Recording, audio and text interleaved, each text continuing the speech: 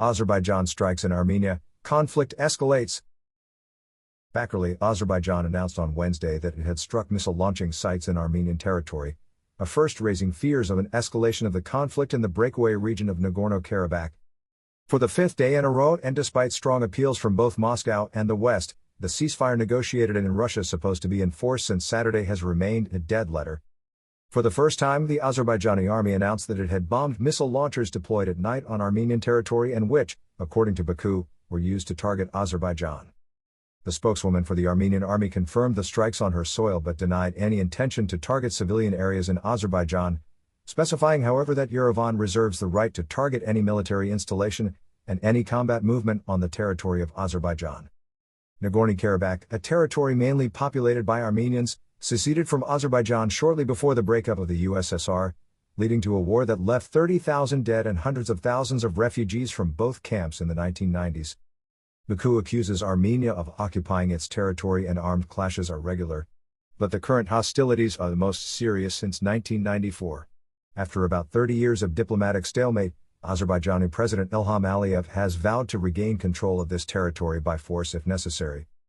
The belligerents reject the responsibility for these new hostilities which left more than 620 dead, according to partial assessments which could be much heavier, Azerbaijan not communicating the deaths among its troops.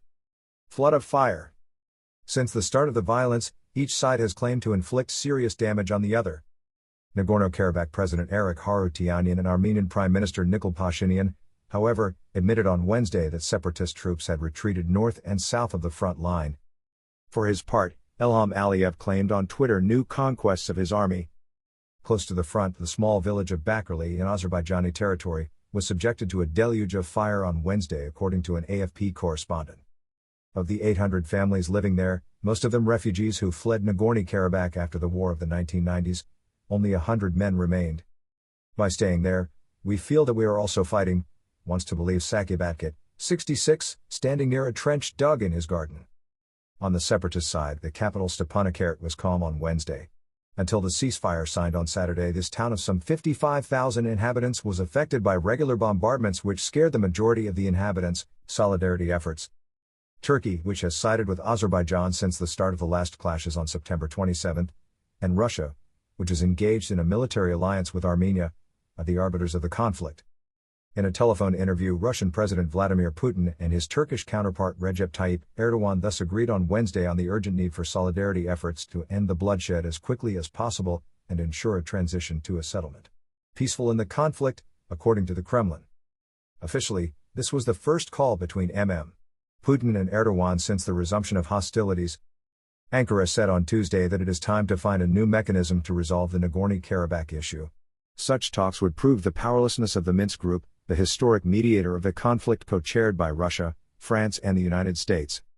According to the Kremlin, Vladimir Putin and Recep Tayyip Erdogan nevertheless spoke on Wednesday of the hope that Turkey would make a constructive contribution to a de-escalation within the Minsk Group, of which it is one of the permanent members. Russian diplomacy has also raised the possibility of deploying military observers along the front line to help secure the truce. In addition to a potential humanitarian crisis, the fear is to see this conflict internationalize, Turkey being accused of having sent pro-Turkish fighters from Syria to fight alongside the Azerbaijanis, accusations denied by Ankara. For his part, the head of the American diplomacy, Mike Pompeo, affirmed Wednesday that Turkey had started to strengthen Azerbaijan and called on the international actors not to intervene in the region so as not to reinforce the disturbances.